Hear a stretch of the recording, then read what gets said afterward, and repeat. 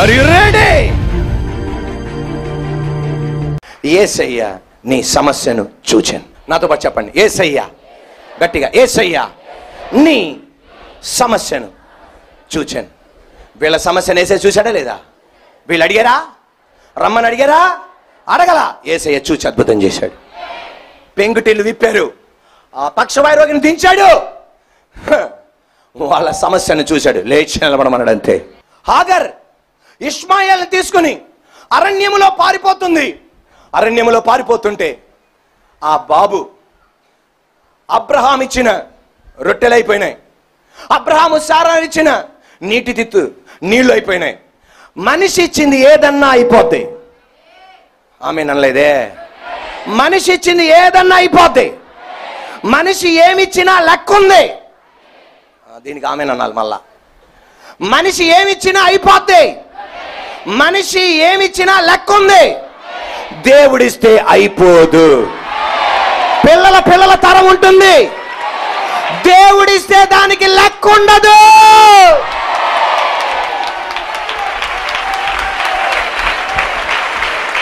Are you ready? Hagar తన కుమారుణ్ణి ముళ్ళ పొద దగ్గర పడుకోబెట్టి ఈమె దూరం కూర్చొని, తండ్రి నా కుమారుడు మనం నేను చూడలేననగానే అక్కడ కుమారుడు అమ్మ కనపడకుండా ఏడుస్తున్నాడు, నీళ్లు లేకుండా ఏడుస్తున్నాడు. అమ్మ కనపడకపోవడం వల్ల ఏడుస్తున్నాడు, నీళ్లు లేకపోవడం వల్ల ఏడుస్తున్నాడు. దేవుడు అన్నాడు, నీ మొర్ర కాదు, నీ కుమారుడు యొక్క ఏడుపు నేను చూసా. నీ కుమారుడు మొర్ర నేను చూసా. అదిగో పక్కనే నీళ్ళ బాగుంది. ఇప్పుడు are you ready?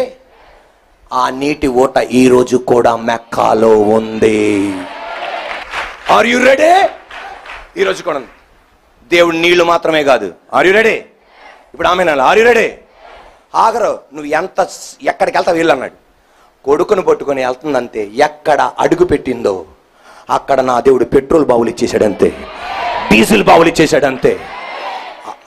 Mascot, Iran, Qatar, Dubai, Abu Dhabi, Sharjah, మిగతా దేశాలు ప్రపంచం గుప్పిట్లో పెట్టుకున్నాయి డీజిల్ పెట్రోల్ పట్టుకొని.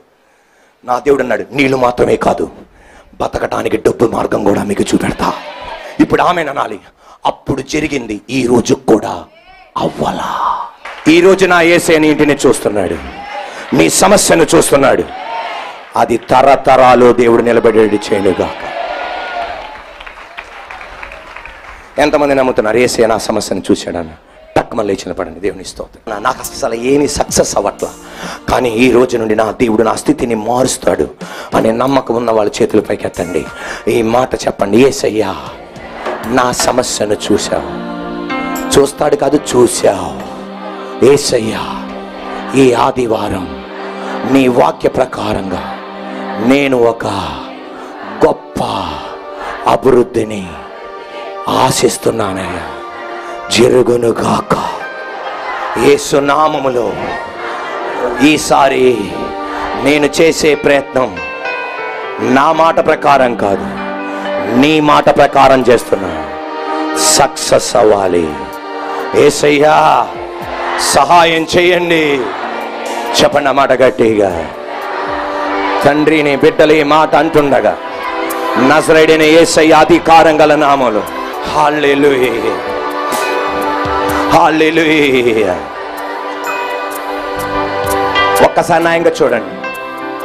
కీర్తనల గ్రంథం 90వ కీర్తన మనం చదివాం. కీర్తనల 90:17 నాతో పాటు చెప్పండి. యెహోవా ప్రసన్నత మా మీద ఉండును గాక, మా చేతి పనిని స్థిరపరచుము, మా చేతి పనిని స్థిరపరచుము. అంటే దానికి అర్థం ఏంటంటే, ఈ దేవుడా అంటే మోషే అనేది, నా చెయ్యి మీద నీ చెయ్యి ఉండును గాక, నా చెయ్యి మీద నీ చెయ్యి ఉండును గాక. నా వృత్తి నోటితో అయితే నా నోటితో నీ నోరు ఉండును గాక. నా వృత్తి మెదడుతో అయితే నా మెదడులో నీ మెదడు ఉండును గాక. నా వృత్తి కంటి చూపుతో అయితే నా కన్నుల్లో నీ కన్ను కలుగును గాక.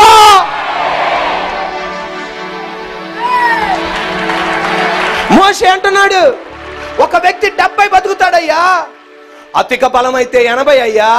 అది దుఃఖం, ఆయాసం, ప్రయాసమే. మా దినములు లెక్కించే సహాయం మాకు దయచేయ్యా తండ్రి. నా వయసు దాటిపోతుందయ్యా, ఒక అభివృద్ధి చూడలేకపోతున్నానయ్యా అని వేదన పడుతున్నా నువ్వు, మోషే అనేది నాకు 70-80 దాటిపోయిందయ్యా, నేను ఆశించింది చేయలేకపోతున్నానయ్యా, నా చేతితో నీ చేయి కలుగును కాక.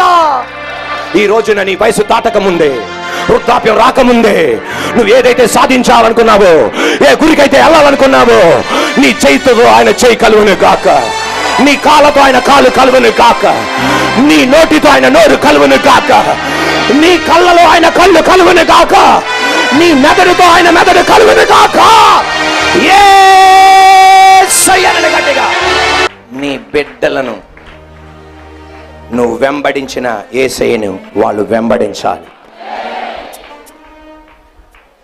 నీ దీవెన నెక్స్ట్ నీ బిడ్డలకు అందాలి, తర్వాత అందాలి.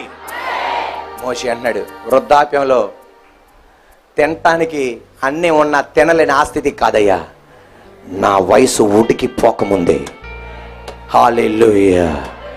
ఇప్పుడు ఆయన వయసు దాటిపోయింది, కానీ మనతో ఆయన చెప్తున్నాడు, మీ దినాలు లెక్క పెట్టుకోండి, వేస్ట్ చేసుకోకండి. చెల్లి వేస్ట్ చేసుకోకు, తమ్ముడు వేస్ట్ చేసుకోకు. ఎంతమంది ఫ్రెండ్సో అంతమందే, ఎంతమంది స్నేహితురాలో అంతమంది. టైం వేస్ట్ చేసుకోకు. పప్ పప్ పప్ పప్ అంట ఎగిరిపోద్దు మన టైం. అన్నయ్య ఇంకా నాకు 30 కదా అన్నయ్య, ఇంకా నాకు 40 కదా అన్నయ్య, ఇంకా 50 కదా అన్నయ్య, ఇంకా 60 కదా అన్నయ్య. No no no no, time express లాగా పరిగిపోద్ది.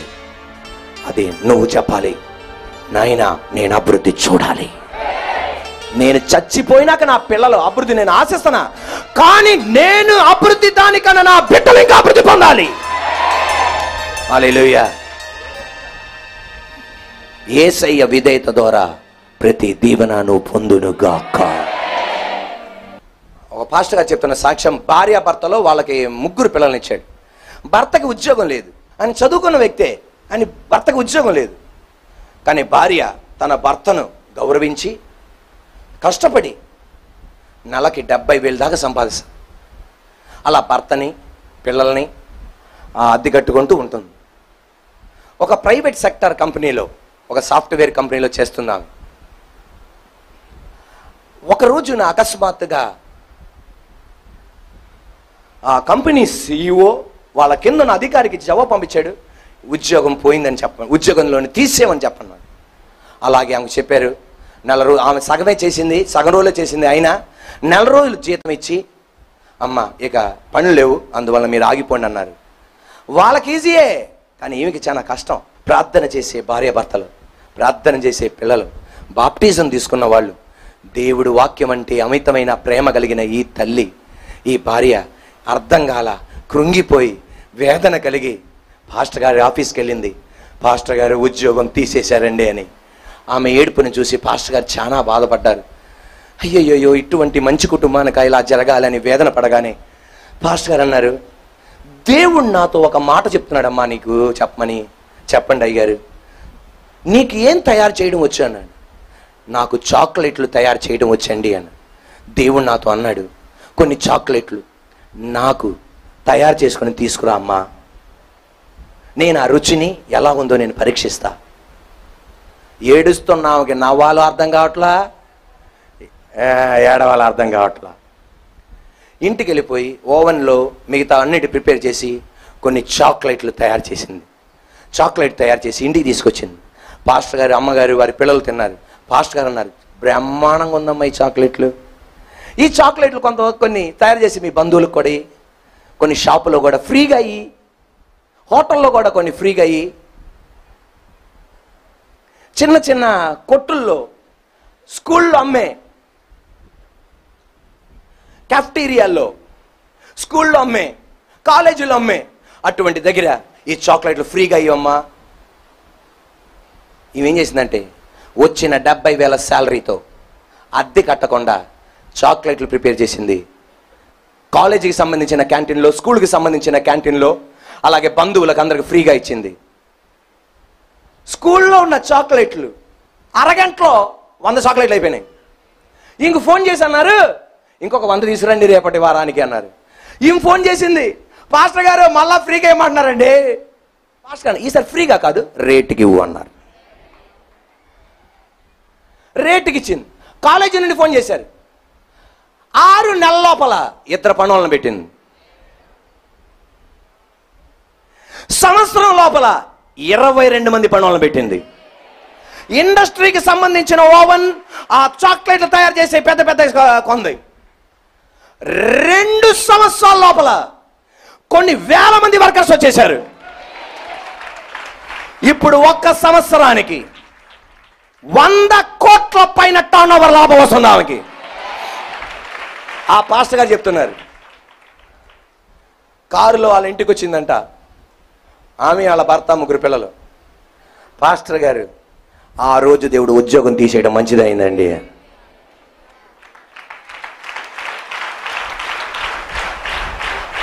మీరు ఒక మాట చెప్పారు చూసారా, ఆ మాట నేను చేశా. పాస్టర్ గారికి అప్పుడే తెలుసు ఏమేం జరుగుతుందో అని. పాస్టర్ గారికి ఒక కవర్ ఇచ్చింది. పాస్టర్ గారు 1000 రూపాయల నోట్లే అనుకొని ఆమేన్ హల్లెలూయా స్తోత్రం దేవుడు దీవించిన కాక అని జోబులు పెట్టారు. ఏమనుకుంది పాస్టర్ గారు, ఏమనుకోకపోతే సరే కవర్ తీసి చూడండి అన్నారు. తర్వాత చూస్తానమ్మా, పాస్టర్లు ఇప్పుడు చూడరు, అందరి ముందర తర్వాత చూస్తారు. అది సీక్రెట్, అందరికి ఓపెన్ చెప్తున్నాను. ఒక ఆమె అమెరికా నుండి వచ్చిందండి, ఒక కవర్ వచ్చింది. నేను మెల్లింగా చూసా, 100 రూపాయల నోటు ఉంది.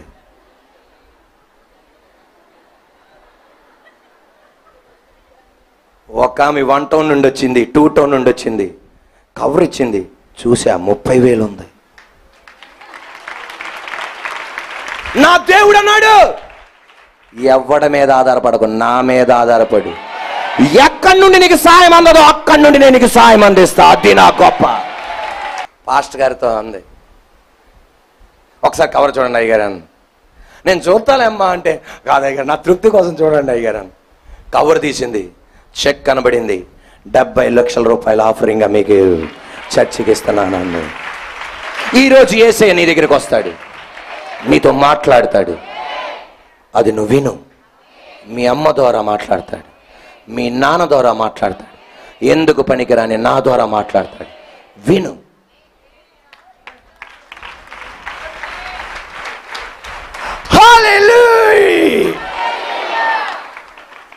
అప్పుడు నువ్వు ఆ అభివృద్ధిని చూసి ఎవరిని గుర్తించాలి?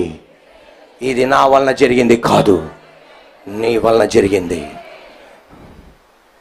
విసిగిపోయిన నా జీవితం, ఎల్కేజీ నుండి డిగ్రీ దాకా విసిగిపోయిన నా జీవితం, అమ్మా నాన్నకి భారం అయిపోయిన నా జీవితం, మా పెద్ద నాన్నకి చిన్నాన్నకి భారం అయిపోయిన జీవితం, బంధువులకి భారం అయిపోయిన నా జీవితం, ఏమి చేసినా సక్సెస్ కానప్పుడు యేసయ్య ఒడ్డు దగ్గరికి వచ్చినట్లుగా మా అమ్మ నా మంచం పక్కన వచ్చి నా భుజం మీద చేసి ఇలాగంది, నేను నిన్ను అమ్మ గర్భములో నేను తీర్మానం తీసుకున్నా, నిన్ను పాస్టర్గా చేస్తానని. నువ్వు వెళ్తే దీవింపబడతావు నానా. నాకు ఏమీ తెలవక వల వేసినట్లుగా గుడ్డిగా ఎగిరి దూకేసానంతే. ఎలా చేపలు పడుతున్నానో నాకు అర్థం కావట్లా, ఎలా ప్రసంగం చేస్తున్నానో నాకు అర్థం కావట్లా. ప్రతిసారి ఆరాధన అయిపోయి నాకు ఇంటికి వెళ్ళి హాస్పిటల్ వేసుకొని కూర్చొని ఇదే చెప్తా, ఇది నా వలన జరిగింది కాదయ్యా, నీ వలన జరిగింది యేసయ్యా, నీ వలన జరిగింది యేసయ్యా. దావీదు ఒక రోజు ఇలాగన్నాడు, గొర్రెల కాపరిని సింహాసనానికి నడిపించాడు. ఆయన మాట విన్నాడు దావీదు. సింహాసనం నడిపించగానే హాస్పిటల్ వేసుకుని కూర్చొని అన్నాడు, మా కుటుంబంలో ఎవడు కూడా రాజు లేడు ప్రభువా. ఈరోజు మా నాన్న వలన కాదు, మా అమ్మ వలన కాదు, మా అన్నయ్యల వలన కాదు ఈ స్థానానికి వచ్చింది. ఈ అభివృద్ధి నీ వలనే రాజా. ఈ రోజు వాక్యం వింటున్న వాళ్ళతో పరిశుద్ధాత్మ దేవుడు చెప్పేది, విసిగిపోయి వేసారిపోయి చావే శరణ్యం అనుకుంటున్నా శిష్యుల దగ్గరికి వచ్చిన దేవుడు ఈ రోజున ఈ మట్టి బొమ్మను నిలబెట్టి నీ దగ్గరికి వచ్చి అంటున్నాడు, నేను నీతో ఉన్నా, నేను నీకు ఒక అసాధారణమైన అభివృద్ధి నీకు ఇవ్వబోతున్నా, నా మాట విను. అప్పుడు ఒక అభివృద్ధి, ఇప్పుడు ఆమెనాలి, అప్పుడు ఒక అభివృద్ధి నువ్వు చూడబోతున్నావు. నీ గొప్పలు చెప్పుకోకూడదు, యేసయ్య వలన జరిగింది అని చెప్పాలి. నజరేయుడైన యేసు నామములో ప్రతి కుటుంబం మీద ఆ దీవెన విడుదల చేస్తున్నాను, ప్రతి వ్యాపారం మీద రిలీజ్ చేస్తున్నాను, మందిరంలో వచ్చిన ప్రతి ఆరాధనకు వచ్చిన వాళ్ళని రిలీజ్ చేస్తున్నాను. 2 చేతులు పైకి యేసయ్య. హల్లెలూయా. Are you ready? కళ్ళు మూసుకోండి, ప్రార్థన చేసుకోండి.